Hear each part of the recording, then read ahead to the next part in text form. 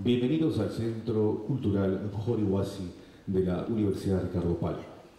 La Comisión de Constitución y Reglamento del Congreso de la República, la Fundación Hans Seidel y el Instituto Nacional Demócrata para Asuntos Internacionales, organizadores del conversatorio Reformas al Sistema Político en el Perú y Colombia, les da la más cordial bienvenida. Manifestamos nuestro agradecimiento a la Universidad Ricardo Palma por auspiciar el conversatorio acogiéndonos en este bello auditorio del Centro Cultural Jorge Huasi. Muchas gracias al doctor Iván Rodríguez. Integran la mesa de honor. Vamos a recibir con fuertes aplausos al señor congresista Omar Tejada Mori,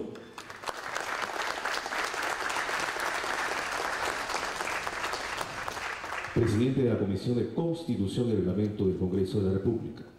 El señor rector de la Universidad Ricardo Palma, el doctor Iván Rodríguez Chávez.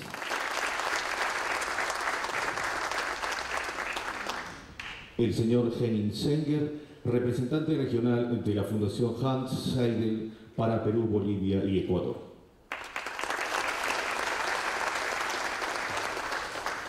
El señor Víctor Rojas, director del Instituto Nacional Demócrata para Asuntos Internacionales. Y nuestro invitado especial, el señor senador de la hermana República de Colombia, el doctor Juan Manuel Galán Pachón.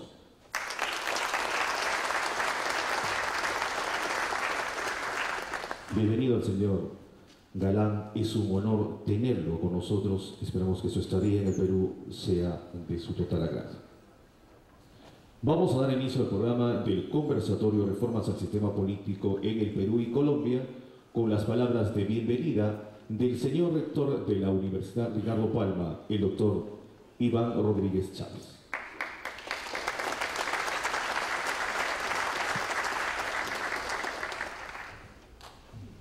Muy buenas noches a todos los presentes.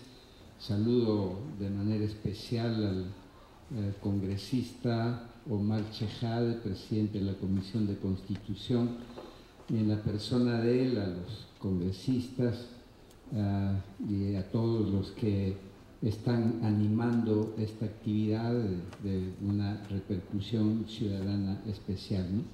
Y de la misma manera al senador de la República de Colombia, Juan Manuel Galán, a los representantes de los institutos que también coorganizan esta actividad, a todos los invitados especiales, para decirles que la comunidad universitaria de Ricardo Palma se complace en ser la sede de una reunión de tanta importancia cívica, política, jurídica y naturalmente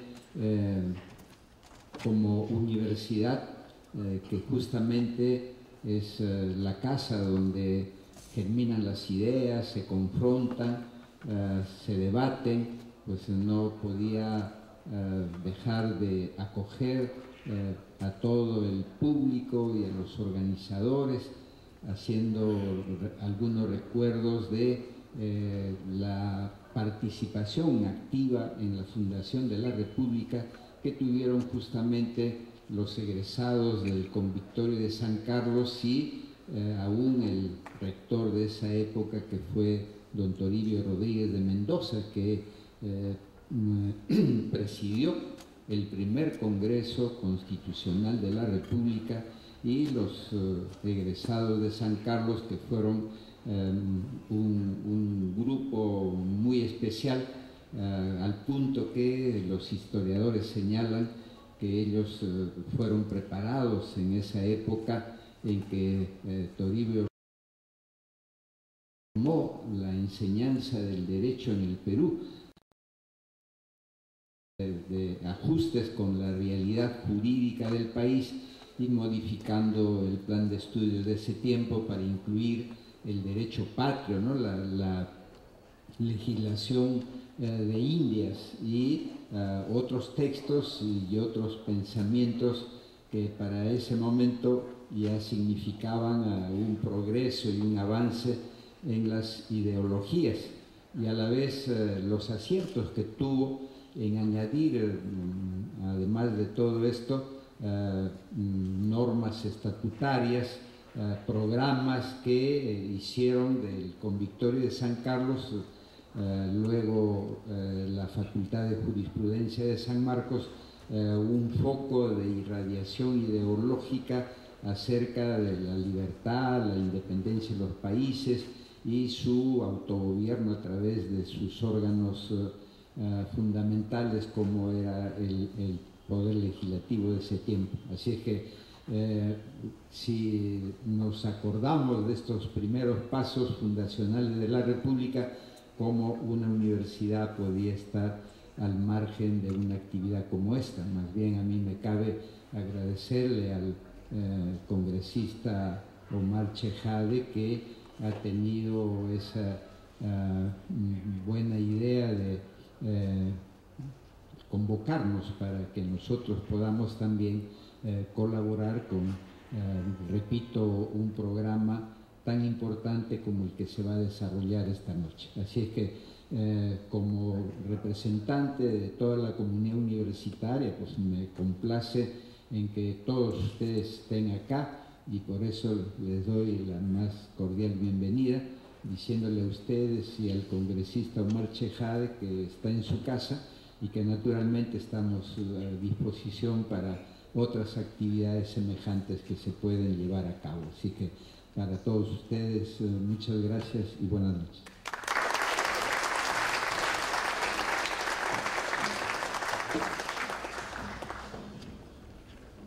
Agradecemos las palabras del doctor Iván Rodríguez Chávez. Palabras del señor Henning Senger, representante regional de la Fundación Hans Seidel para Perú, Bolivia y Ecuador.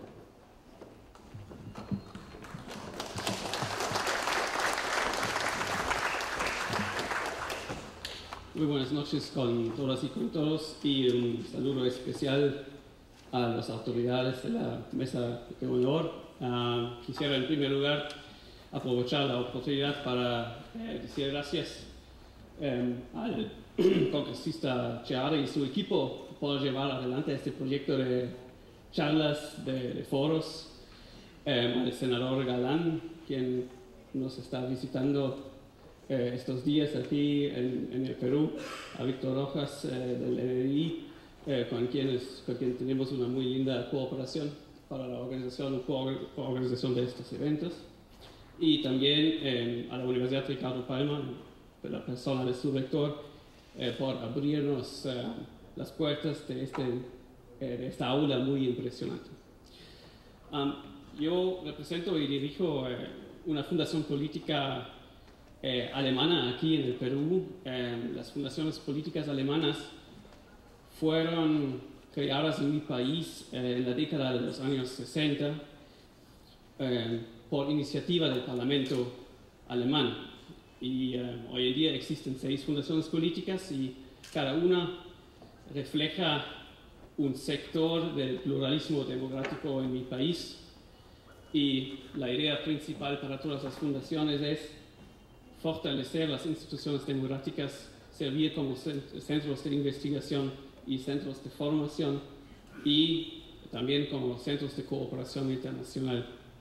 Y justamente por el vínculo fuerte que las fundaciones políticas alemanas tienen con el legislativo alemán, estamos muy orgullosos justamente coorganizar eventos de este tipo con el Congreso de la República. Porque, si me permiten esas palabras, yo creo que justamente en sistemas presidencialistas como el sistema del Perú, a veces la gente ve a los legislativos como un órgano subordinado y no tan poderoso. También dicen que, bueno, ¿por qué es necesario tener un Congreso tan grande con 130 congresistas? ¿Qué realmente hacen? ¿Por qué tenemos que invertir tanto dinero en esa institución? Y eso, bueno, y por eso, un poco para explicar, para ampliar el conocimiento sobre el legislativo, sobre los parlamentos. Por eso estamos aquí, por eso estamos también realizando este tipo de eventos y para intercambiar experiencias, porque también les puedo asegurar, en cada país, también en Alemania, la gente está cuestionando al Parlamento y su trabajo, ser congresista o ser diputado alemán no siempre es un trabajo muy agradable. La imagen del político también en Alemania se encuentra por aquí más o menos. Sin embargo, los parlamentos juegan un rol importantísimo y también cada país democrático, cada sociedad democrática debe pensar de vez en cuando en reformas políticas, en cómo reformar el Estado, porque también los tiempos cambian, ¿no? Y hay que buscar soluciones para nuevos tiempos. También por eso estamos aquí ahora organizando esta charla y este evento de discusión. Hoy en la mañana hemos tenido un desayuno de trabajo y ahí discutimos también un poco estos temas y también el tema de los costos del Parlamento y de la crítica que viene en primer lugar de la calle, a veces de la prensa. El Congreso cuesta tanto dinero, demasiado caro. Y eso, después del desayuno, yo me fui a mi oficina para hacer una investigación. ¿Cuánto dinero estamos gastando nosotros los alemanes para nuestro Parlamento? Y vi en el presupuesto del año, el presupuesto general de la República Federal de Alemania, yo vi la cifra que estamos gastando para el Parlamento alemán. Solamente en el año 2013 gastamos 695 millones de euros. Eso es el presupuesto anual para el Parlamento alemán. Este presupuesto incluye la remuneración de los diputados, la remuneración del sueldo de los asistentes, el mantenimiento del edificio, el servicio técnico, el servicio científico y todo eso. Y también una pregunta, me gustaría saber cuánto cuesta los congresos, cuánto cuestan los congresos en comparación. Y para darles una otra cifra, este valor de 690 y pico millones de euros son el 0.2% del presupuesto general del Estado de la República Federal de Alemania. Eso, en otras palabras, eso quiere decir, el Estado alemán invierte un 0.2% de toda su plata en el legislativo, en el Parlamento. Y estoy solamente hablando de la Cámara de Diputados, no estoy hablando de la segunda Cámara. Pero la segunda Cámara en Alemania es mucho más chiquita. Bueno, con esas palabras ya voy a terminar. Espero que tengamos una noche y una discusión bien interesante. Muchísimas gracias.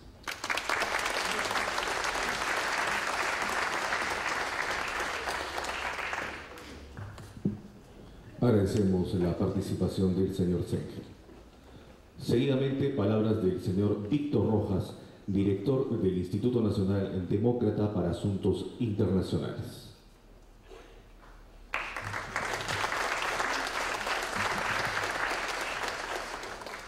Primero quiero felicitarlos a ustedes, porque un viernes a estas horas estar aquí es porque uno tiene interés. Eso es lo que me preguntaba yo hace un rato, ¿verdad? Muchas gracias, Omar, por la oportunidad de brindar algún tipo de ayuda de parte del Instituto Nacional Demócrata. Yo creo que somos un poco conocidos en este país, es un órgano multipartidario, que trabajamos en todo el mundo, tenemos programas en más de 66 países y tenemos más de 120 nacionalidades en nuestra organización. Somos como 1.500 alrededor del mundo haciendo actividades de promoción de la democracia y fortalecimiento de las instituciones de participación ciudadana. Muchísimas gracias por las palabras, Henning. Siempre hemos trabajado muy bien con los alemanes, y eso que somos muy latinos y muy gringos, por un lado. Juan Manuel, siempre es súper agradable compartir con gente política joven y con una experiencia como la que él tiene. Y también quiero agradecer la presencia de la señora embajadora aquí de Colombia, María Elvira Pombo, porque es muy interesante que esté por acá. El señor rector, muchas gracias por el espacio. Y para todas ustedes y todos, muchas gracias de vuelta por estar por acá. Uno siempre se pregunta cuando está en este tipo de eventos, qué es lo que está pasando, de que hay tanto descrédito en las cámaras, que hay tanto descrédito en la clase política. Y es, muchas veces enfrentamos viejos problemas con viejas soluciones, y realmente los viejos problemas demandan nuevas soluciones. Por eso aplaudo el esfuerzo que ha venido haciendo el congresista Chejade de ventilar temas que no son sexys. Y cuando me refiero a que no son sexys, es que no son simpáticos. Si lo simpático es decir que los políticos son malos, si lo simpático es decir que el Congreso está mal, eso vende periódicos, se hacen noticias famosas. Lo difícil es realmente asumir la responsabilidad y el reto de poner sobre el tapete discusiones que no son simpáticas para el resto de la sociedad civil. Esos son actos de valentía. Y son actos de valentía porque uno también tiene que preguntarse ¿cuándo es el momento adecuado para hacer este tipo de discusiones? Habrá que esperarse a que esté en la mitad de un gobierno, habrá que esperarse a que estemos en campaña electoral. Nunca hay un momento adecuado para discutir estos temas. El momento adecuado para discutir estos temas es cuando alguien toma la resolución de ponerlos sobre el tapete y llevarlos adelante. Por eso requiere de actitud desprendida y a veces un poco inocente, he de decirlo. Porque cuando uno se mete en esto, realmente pone todos sus activos en una discusión que puede ser muy adversa. Y eso es porque uno cree en lo que está haciendo. Por eso siento que lo que se está haciendo por acá es un acto de valentía. Y aplaudo que ustedes estén por aquí. Pero bueno, en fin, yo no los quiero cansar mucho porque aquí lo interesante es escuchar a nuestro invitado especial que vino y tenemos que darle un espacio para que haga algún tipo de actividades más tarde, ¿verdad? Así que muchas gracias.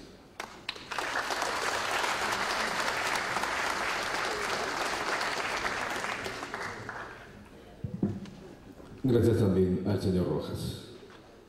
A continuación, palabras del señor congresista Omar Chejade Moya, presidente de la Comisión de Constitución y Reglamento del Congreso de la República.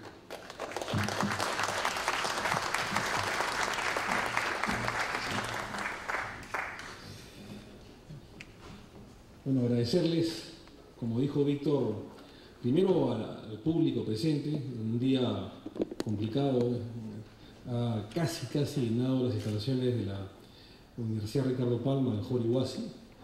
Agradecerle en primer término al rector, a Iván Rodríguez, por haber tenido la cortesía, la generosidad fundamentalmente, de habernos cedido este espacio de esta casa de estudios. Yo le tengo mucho agradecimiento por ello y por muchas cosas más a don Iván. Y cómo no también a todos los que han hecho presente esta celebración el día de hoy de este conversatorio que ha comenzado en la mañana con un desayuno de trabajo con varios medios de comunicación y algunos políticos, tanto a la Fundación Hans Seidel, a Henning, especialmente por haber hecho posible, repito, que se haga realidad este conversatorio, al igual que al NDI, el Instituto Nacional Demócrata, a Víctor Rojas, a Eduardo, que lo vamos a tener como expositor, Eduardo Núñez, más adelante, a los demás expositores, a Luis González Posada, a Heriberto Benítez, a Juan Cheput, en fin, a todos los que han hecho de alguna manera realidad que podamos celebrar este evento, pero especialmente a mi querido amigo, el senador colombiano Juan Manuel Galán, a quien conocí el año pasado, estuve por Bogotá, en su despacho, tuvo la gentileza, la cortesía de invitarme a la Comisión Constitucional Primera de los Medios del Congreso del Senado de la República de Colombia. Como ustedes saben, Juan Manuel Galán es mi homólogo, él es el presidente de la Comisión de Constitución, o Constitucional como le llaman ellos en Colombia, y modestamente este servidor es el presidente de la Comisión de Constitución del Parlamento Unicameral peruano. Y desde ayer estamos en algunos medios de comunicación, al igual que el día de hoy, estaremos mañana seguramente en RPP muy temprano, para discutir un tema que desde el primer momento lo hemos puesto sobre el tapete cuando asumimos la presidencia de la Comisión de Constitución y Reglamento allá por agosto del año pasado, cuando mucha gente se creía de que teníamos un proyecto demasiado ambicioso, con metas demasiado complejas. Poco a poco hemos ido con trabajo, con esfuerzo y con el apoyo también, como no, de los miembros de la Comisión de Constitución de manera multipartidaria y dejando incluso atrás las banderas políticas, las banderas partidarias, cumpliendo con las metas que nos habíamos propuesto. El buque insignia de esta reforma del sistema político peruano es la reinstauración del sistema bicameral, la reinstauración del Senado de la República. Pero hemos cumplido con otras metas, como por ejemplo el agua como derecho fundamental, pero además, como no, sancionar el transfugismo parlamentario, que nos ha costado sangre, sudor y lágrimas aprobarlo hace algunas semanas en el Parlamento Nacional de la República. El distrito electoral para peruanos en el extranjero, que también lo hemos aprobado hace pocos días, y una serie de proyectos que van en el sentido de la reforma política del Estado. ¿Faltan algunos temas? Por supuesto que sí. Vamos a debatir dentro de pocas semanas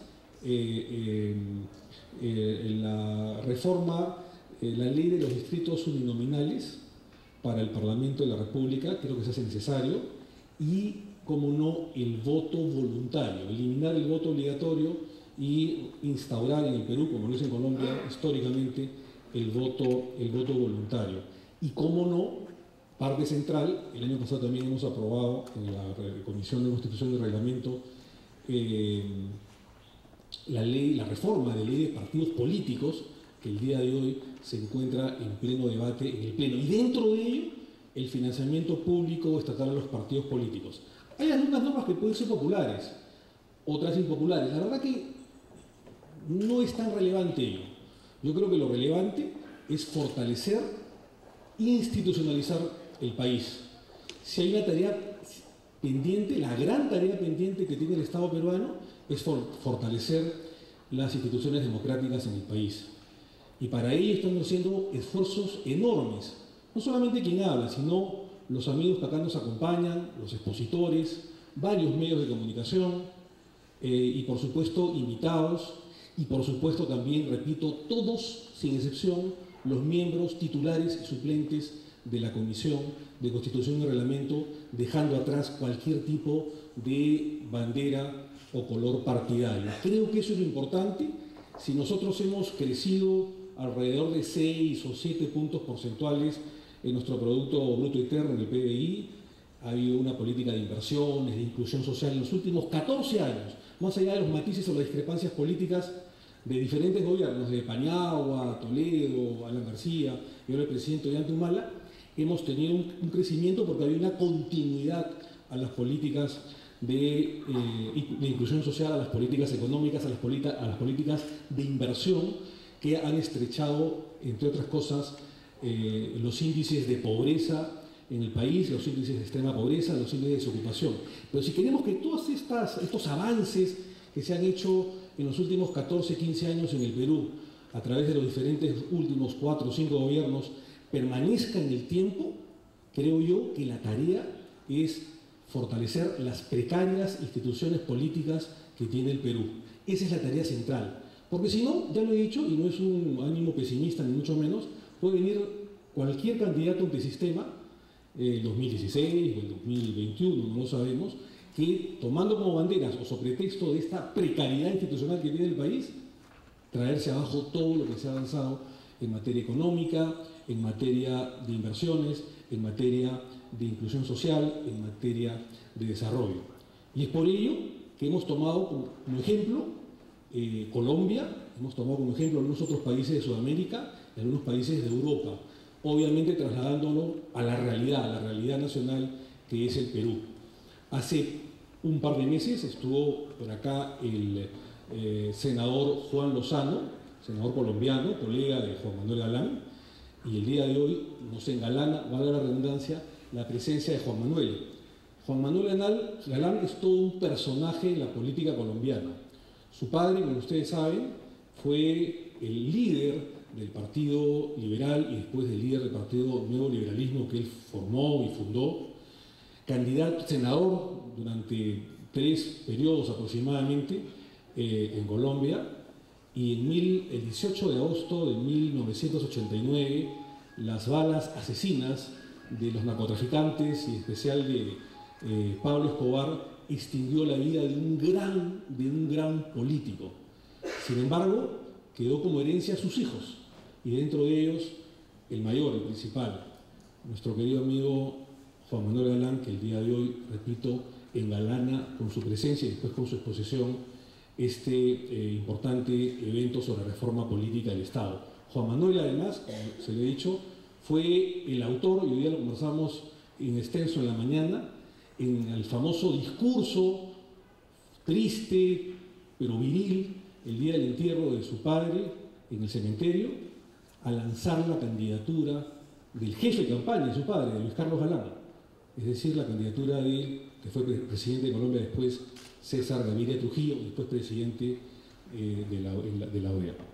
Creo yo que Juan Manuel, además de ser un importante político, es muy reconocido en Colombia, repito, a pesar de sus 41, 42 años, estamos por ahí,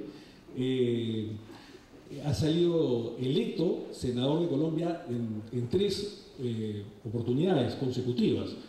Si mal no recuerdo, el 20 de julio asumirá por tercera vez ser miembro integrante del Senado colombiano. En Colombia la constitución política no ha sido como el Perú, que le da mínima para ejercer la senaduría de 35 años, sino de 30. Y de 31 o 32 años fue su primera vez que ejerció el cargo de senador colombiano. Así que seguramente más tarde nos brindará una excelente exposición sobre la restauración del sistema bicameral en el Perú, sobre el voto voluntario que históricamente se ha ejercido en Colombia, sobre el fortalecimiento institucional que vive ese país, los problemas que existen en ese país, como no. En la mañana nos hablaba, por ejemplo, sobre la superpoderosa Procuraduría, que es capaz de destituir hasta un presidente de la República, un ministro de Estado. Los congresistas en Colombia no tienen inmunidad parlamentaria, y de eso también vamos a hablar en los próximos minutos. Y creo yo que la lucha que Colombia ha de alguna manera batallado contra la violencia interna y el narcotráfico y la guerrilla, ¿no es cierto? Yo creo que, como bien lo dijo Juan Manuel el día de hoy en la mañana, ellos han vivido en carne propia y con sangre esta batalla, y parcialmente ganada tanto al narcotráfico como a la guerrilla. Sin embargo, todavía hay un trecho que recorrer, y creo que estas experiencias nos enseñan y nos enriquecen a los países hermanos, en este caso como el Perú. Para mí es un privilegio participar esta noche de esta importante reunión. Nosotros, como es sabido, hemos venido avanzando de un tiempo a esta parte desde la Comisión de Constitución en una serie de iniciativas, como les decía, para reformar la Constitución y sendas leyes orgánicas, para tener un sistema político más acorde con los principios y aspiraciones de una democracia interna. Este objetivo, mis queridos amigos, que fue parte desde el minuto 1 de nuestro plan de trabajo, traerá para el Perú, como les decía, una serie de beneficios y ventajas que nos acercarán decisivamente a la senda del desarrollo y del progreso. El Perú es uno de los países que más crece económicamente, junto con Colombia, junto con Chile, junto con México, y por eso estamos en la Alianza del Pacífico. En la región somos uno de los países vanguardistas en crecimiento económico. Nosotros debemos además señalar que crecemos de una manera consistente, pero necesitamos garantizar para todos los derechos fundamentales que aparecen en la medida que transcurren los años. Y debemos, como no, propiciar un país unido y un país fortalecido de manera institucional. Yo no quiero seguir hablando, tenemos una rueda después de comentarios, de exposiciones, van a venir, repito, nuestros ilustres invitados, pero quiero decirle que desde el Poder Legislativo hemos impulsado todas las reformas que son necesarias, a veces impopulares, como bien lo ha dicho Víctor Rojas el día de hoy, pero no importa. Yo creo que la valentía no solamente es del presidente de la Comisión de Constitución, Víctor, sino también de todos los miembros de la Comisión de Constitución que hemos arriado las banderas políticas, hemos izado de alguna manera los intereses, los altos intereses nacionales para fortalecer la institucionalidad en el país, que repito, es absolutamente precaria, y estamos, creo yo, en buen camino. El camino es largo, el camino es del consenso, el camino es de trabajar, de construir, de dejar los odios viscerales, las enemistades que a veces atrasan a un país.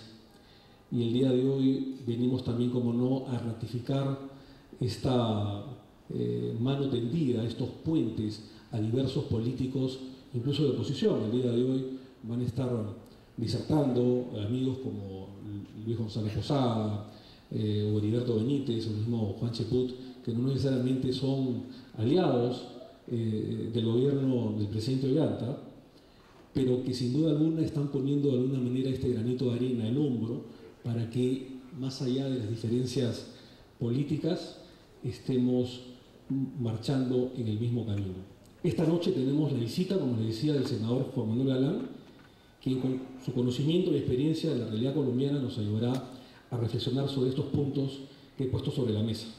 El senador Galán no es solo un político joven y destacado de su país, es también, y vuelvo a decirlo esta noche, heredero de uno de los políticos colombianos más importantes del siglo XX. Este 18 de agosto de 2014 se cumplen 25 años del asesinato de su padre. Y a nosotros nos honra tenerlo el día de hoy a Juan Manuel, a nuestra querida embajadora Pombo, embajadora de Colombia en el Perú, que tan gentilmente ha acudido a esta cita. Y claro, Luis Carlos Galán, padre de nuestro cordial invitado del día de hoy, marcó toda una época a pesar de su juventud en la hermana República de Colombia. Y sirva entonces esta ocasión para rendirle un sentido homenaje en la memoria de tu padre, Juan Manuel Luis Carlos Galán. Muchas gracias.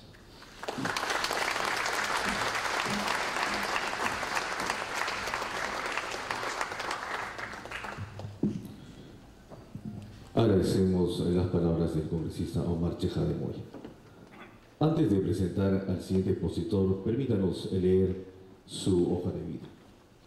Juan Manuel Galán es politólogo del Instituto de Estudios Políticos de París y obtuvo un magíster en política internacional en la Escuela de Altos Estudios Internacionales de Francia y otro en Relaciones Internacionales y Seguridad en la Universidad de Georgetown. Actualmente es senador de la República de Colombia desde el año 2006. Fue reelegido para el periodo 2010-2014 con la segunda votación más alta del Partido Liberal Colombiano. Como miembro de la Cámara Alta, es presidente de la Comisión Primera Constitucional, encargada de los temas constitucionales, derechos fundamentales y política criminal, entre otros, y presidente de la Comisión de Ordenamiento Territorial. Durante los dos periodos como senador ha sido ponente de diversas iniciativas legislativas como la de Seguridad Ciudadana, el nuevo Código Electoral, la protección al derecho de autor en Internet y la reforma de la justicia penal militar, así como autor y coautor de trascendentales leyes en su país. El senador Galán considera que en las democracias modernas el rol principal de los congresistas es realizar un efectivo control político al gobierno. Recientemente fue elegido por un año como vicepresidente de la Comisión Permanente de Democracia y Derechos Humanos de la Unión Interparlamentaria. Dejo con ustedes al senador Juan Manuel Galán.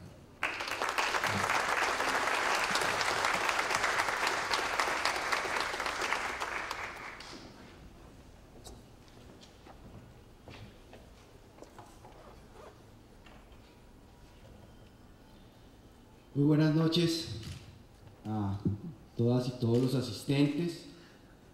Quiero en primera instancia saludar a mis anfitriones, en especial al congresista Omar Chejade, presidente de la Comisión de Constitución y Reglamento del Parlamento peruano, agradecer a su equipo de trabajo todo lo que han hecho para la organización y el éxito de esta visita. Me han hecho sentir como en casa. Realmente el Perú es un país muy acogedor y muy amigo de Colombia y de nosotros los colombianos. Y les quiero dar las gracias a Omar y a su equipo por todo este trabajo y este esfuerzo que han invertido en esta visita. También, por supuesto, a la Universidad Ricardo Palma y a su rector Iván Rodríguez por acogernos en este hermosísimo auditorio, a la Fundación Hans Seidel y a Henning Senger, representante regional, a Víctor Rojas del Instituto Nacional Demócrata. Decirles que estoy doblemente agradecido con ustedes por asistir esta noche y muy contento también de ver a nuestra embajadora de Colombia, María Elvira Pombo, acá presente. Y digo que doblemente agradecido porque primero se trata de un viernes en la noche y segundo estamos compitiendo con Paul McCartney. De modo que no es nada fácil competir con Paul McCartney. Creo que es más fácil que nosotros nos vayamos para el concierto todos en este momento a que la gente que está viendo el concierto de Paul McCartney se venga a acompañarnos en este conversatorio. Pero realmente valoro mucho la asistencia de todas ustedes y de todos ustedes en esta noche para escuchar algunas reflexiones sobre esta reforma política del Estado en la que nos hemos empeñado en Colombia y también se ha empeñado el Perú. Yo quiero hacerle un reconocimiento a mi colega, mi compañero y amigo Omar Chejade por la cruzada que ha emprendido en el Perú para restablecer una institución, diría yo, arraigada en la cultura parlamentaria peruana como es el bicameralismo. Creo que no se trata de una idea traída de los cabellos, una idea ajena a la tradición cultural política del Perú, sino que era realmente una institución hasta principios de la década de los 90 que permaneció durante muchas décadas en el Perú, el bicameralismo. Y creo que él ha esbozado una serie de argumentos muy poderosos para restablecer el bicameralismo en el Perú, en cuanto a la representación, la legitimidad, y no solamente la capacidad legislativa del Parlamento peruano, sino algo en el que él hace mucho énfasis de manera acertada, que es la capacidad de control, de contrapeso político que ejerce el representante directo del pueblo, que es en este caso el Congreso de la República, que es su función primordial en una democracia.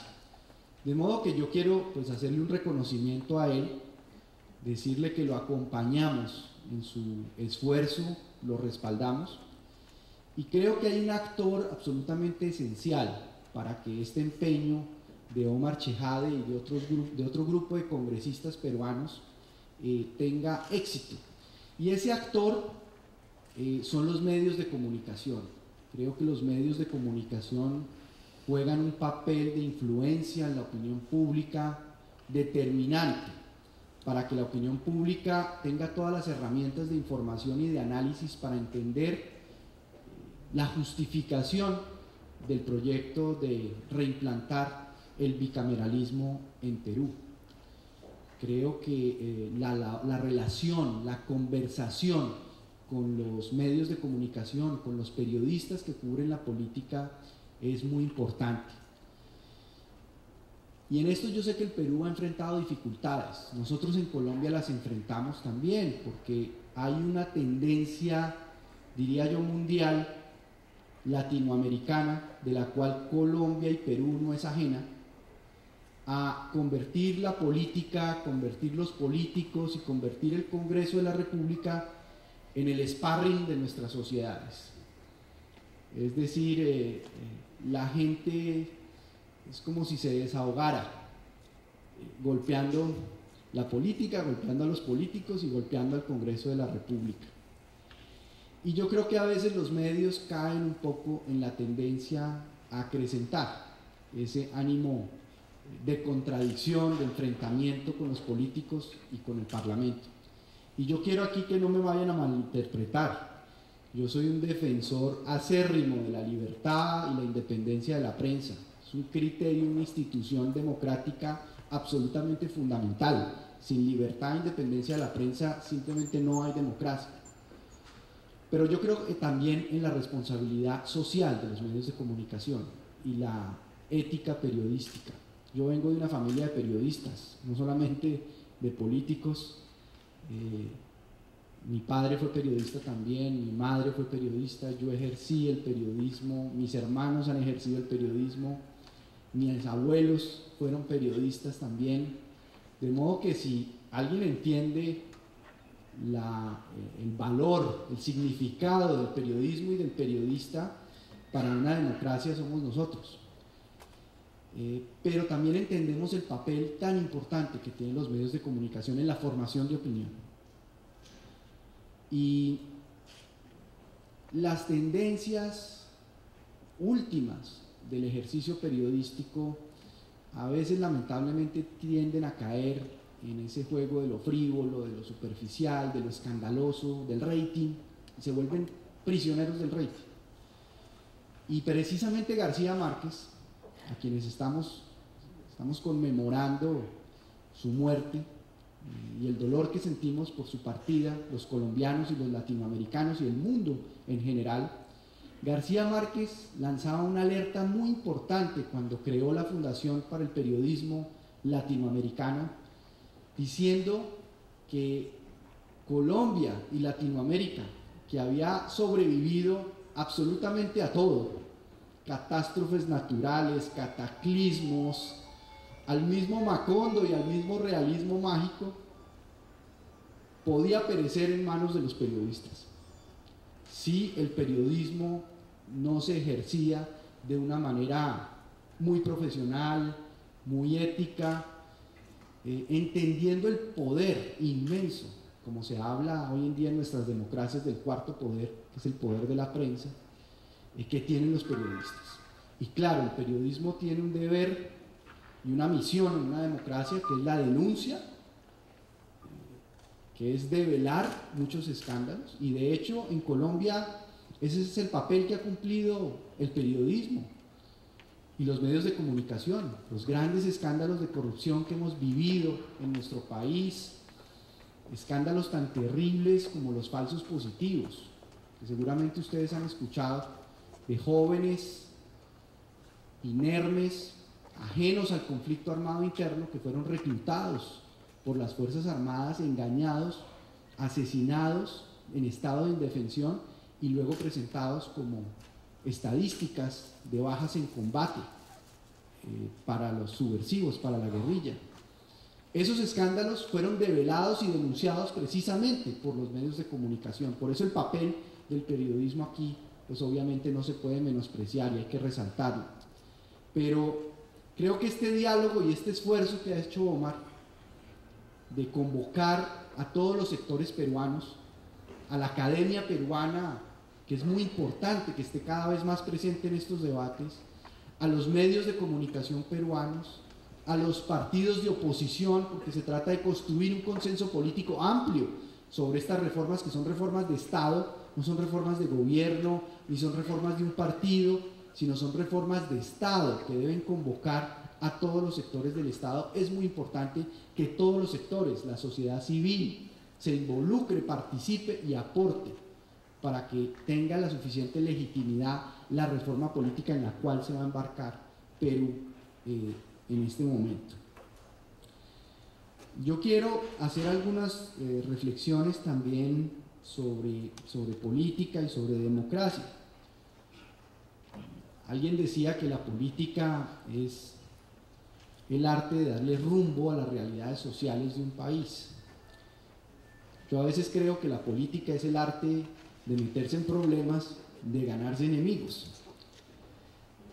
Pero la democracia, como muy bien decía Winston Churchill, es el peor sistema político que existe, excepto todos los demás.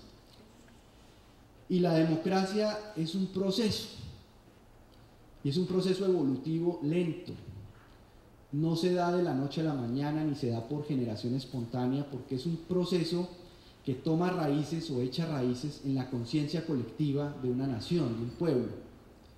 Estamos viendo, por ejemplo, los países de la primavera árabe, la misma Rusia, son países sin tradición democrática, en donde se ha buscado implantar ciertos aspectos, ciertas instituciones democráticas prácticamente a la fuerza, que han ido en contravía de la cultura histórica de esos países. Nosotros en Latinoamérica somos una región del mundo que se destaca por tener mayores raíces democráticas en su conciencia colectiva. Algunos países más que otros. Algunos países vivieron periodos dictatoriales, militares, represivos, más extensos, más largos que otros, en donde además caímos en el peligro de pensar para nuestros pueblos que esas dictaduras militares eran más eficaces a la hora de implantar seguridad, a la hora de implantar orden y prosperidad económica. Y el gran reto que tiene la democracia en Latinoamérica es demostrar que es un sistema que realmente es el camino para los pueblos latinoamericanos, para superar la pobreza, para superar las desigualdades, para superar los desequilibrios. Y así entendía mi padre, Luis Carlos Galán, la democracia. Él hablaba de que la democracia era un permanente proceso pedagógico, que no termina nunca, que es el proceso de que la gente sea consciente de sus derechos y de sus deberes, de su capacidad para ejercer esos derechos y esos deberes, que ahí radica realmente la fuerza de una institucionalidad democrática. Y comentábamos en el desayuno de esta mañana cómo nuestra tendencia colombiana y latinoamericana es a caer en los caudillismos, es a caer en los personalismos, es a confiar en la fuerza y el carácter y la personalidad de un líder, pero no en la fuerza y la personalidad y el carácter de nuestras instituciones democráticas.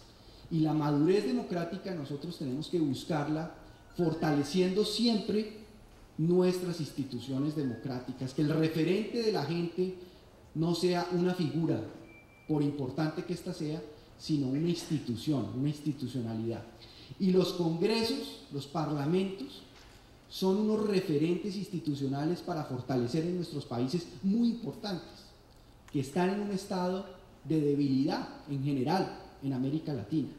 No pueden ejercer ese contrapeso que deben ejercer en la democracia frente al enorme poder presidencial que tenemos en varios países latinoamericanos.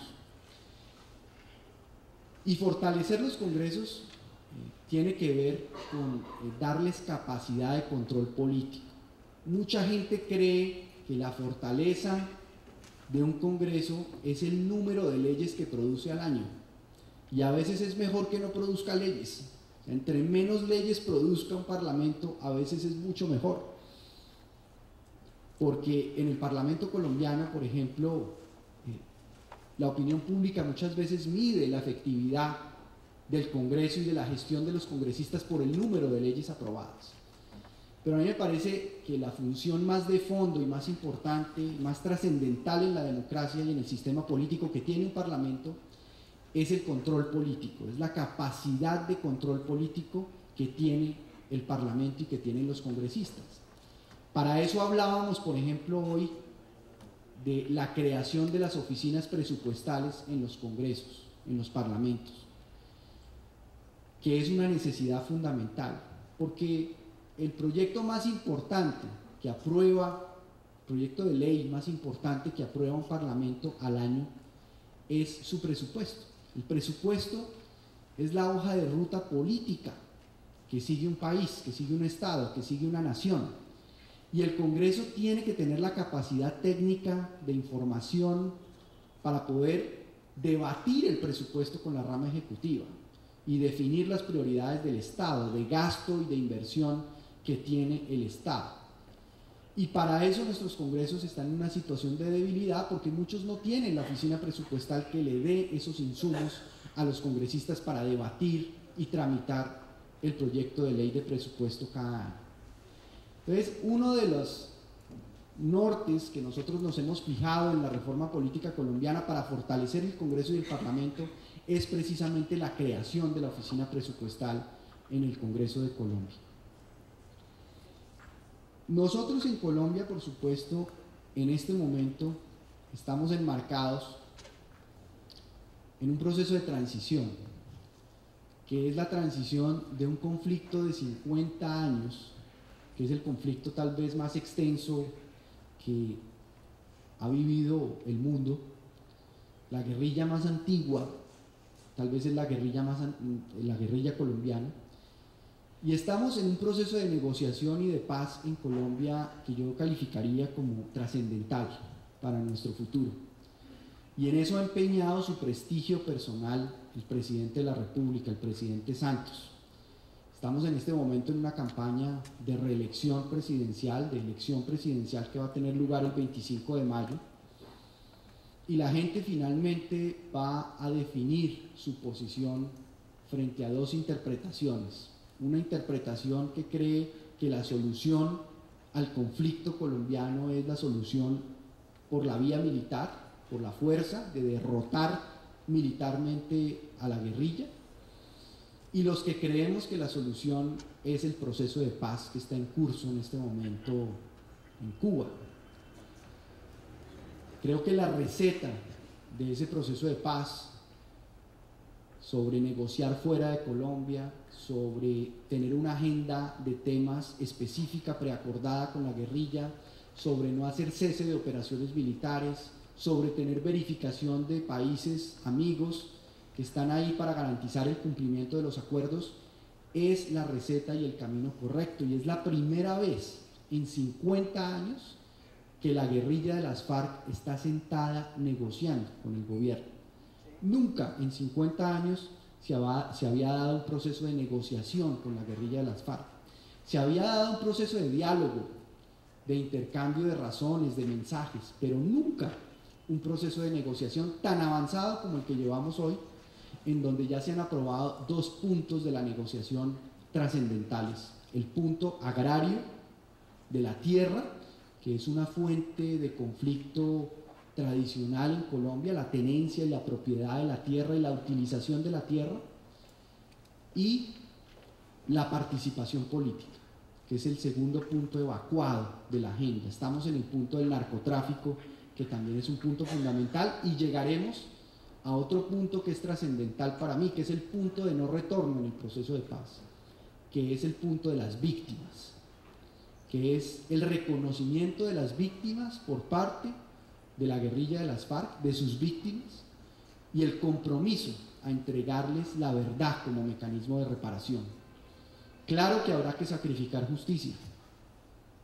Muchos hablan de que la paz no es posible con impunidad, pero los países que han hecho la transición de conflicto a paz han tenido que sacrificar justicia, necesariamente, pero lo que no se puede sacrificar es verdad, como instrumento de reparación a las víctimas, y en eso estamos en el proceso de paz en Colombia en este momento. Y el punto de la participación política es un punto que nos impone a los colombianos generar la reforma política que permita consolidar el posconflicto, la transición hacia la paz que estamos buscando. Y esa reforma política, yo diría que la más importante de todas, tiene que ver con la reforma electoral. La institución más básica en una democracia es el sistema electoral, porque es el que impone o el que define las reglas de juego para la repartición del poder. Y esa repartición del poder tiene que ser legítima, tiene que ser justa, tiene que ser competitiva y libre. Y en nuestro país no hemos logrado todavía la suficiente madurez electoral que genere la suficiente legitimidad para nuestra democracia. En Colombia el otro gran generador de guerra, de conflicto en el país, ha sido históricamente el fraude electoral.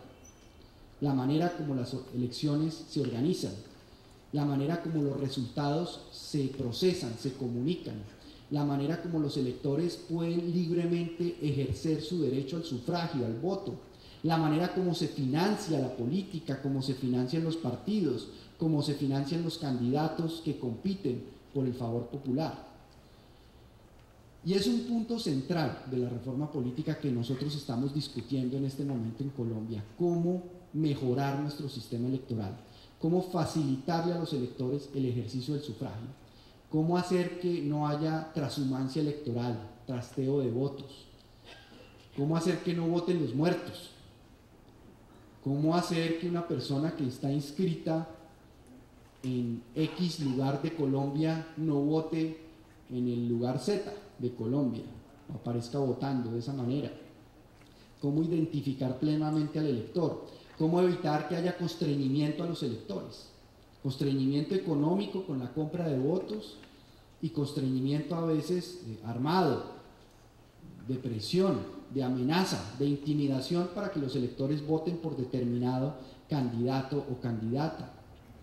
Entonces, todo este proceso de organización electoral, de expedición de un nuevo código electoral en nuestro país, es una prioridad para nosotros.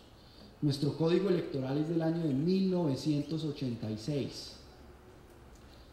Mientras tanto, adoptamos una nueva constitución en 1991 y hemos tenido alrededor de 3 o 4 reformas políticas que se han hecho a manera de colcha de retazos, como decimos nosotros, sin ningún hilo conductor coherente. Entonces, buscar la consolidación en una sola ley, en una sola norma, de todo lo referente a lo electoral, nos va a dar mayor seguridad a nuestro proceso electoral y va a permitir que avancemos en lograr unas elecciones libres, justas y competitivas como institución política democrática fundamental en nuestro país. Y es una de las reformas más importantes del llamado posconflicto que se está debatiendo y discutiendo en este momento en Colombia. La transferencia también de poder del centro hacia las regiones. Yo sé que aquí en Perú ustedes también tienen ese debate político de cómo sienten que Lima concentra todo el poder, concentra todo el gobierno, y las regiones fuera de Lima sienten que requieren más competencias, más funciones, más capacidad.